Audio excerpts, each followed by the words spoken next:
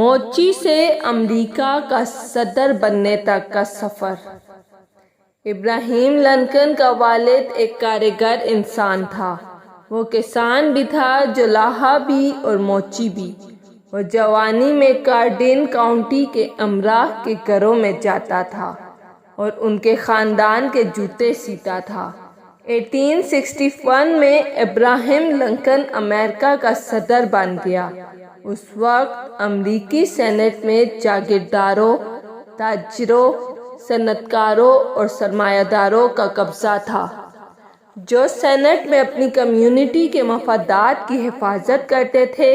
ابراہیم لنکن صدر بنا تو اس نے امریکہ میں غلامی کا خاتمہ کر دیا۔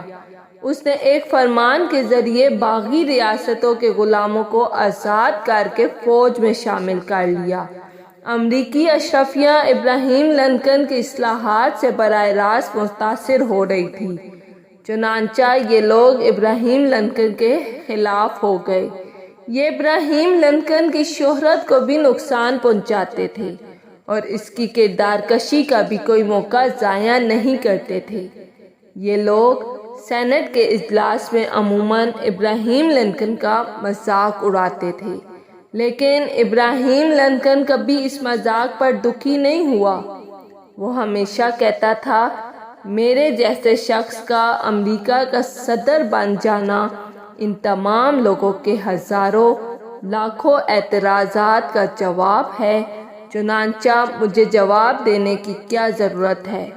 ابراہیم لنکن کس قدر مضبوط اعصاب اور حوصلے کا مالک تھا، آپ اس کا اندازہ اس واقعے سے لگا لیجیے۔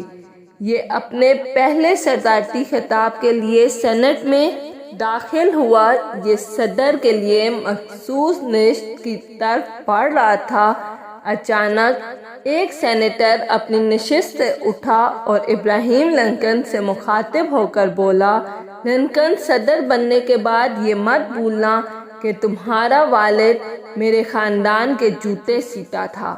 یہ فقرہ سن کر پورا سینٹ نے قہقہ لگایا۔ لنکن مسکرایا اور سیدھا ڈائس پر چلا گیا اور اس ڈائس سینیٹر سے مخاطب ہو کر بولا، سر، میں جانتا ہوں میرا والد آپ کے گھر میں آپ کے خاندان کے جوتے سیتا تھا اور آپ کے علاوہ اس حال میں موجود دوسرے امراء کے جوتے بھی سیتا رہا، لیکن آپ نے کبھی سوچا کہ امریکہ میں ہزاروں موچی تھے، مگر آپ کے بزرگ ہمیشہ میرے والد سے جوتے بنواتے تھے؟ کیوں؟ اس لیے کہ پورے امریکہ میں کوئی موچی میرے والد سے اچھا جوتا نہیں بنا سکتا تھا۔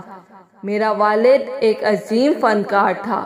اس کے بنائے ہوئے جوتے محض جوتے نہیں ہوتے تھے، وہ ان جوتوں میں اپنی روح ڈال دیتا تھا۔ میرے والد کے پورے کیریئر میں کسی نے ان کے بنائے ہوئے جوتوں کی شکایت نہیں کی۔ آپ کو آج بھی میرے والد کا بنایا جوتا تنگ کرے تو میں حاضر ہوں۔ میں بھی جوتا بنانا جانتا ہوں۔ میں آپ کو اپنے ہاتھوں سے نیا جوتا بنا کر دوں گا۔ اگر آپ کو میری ویڈیو پسند آئی ہے تو لائک اور سبسکرائب لازمی کیجیے گا۔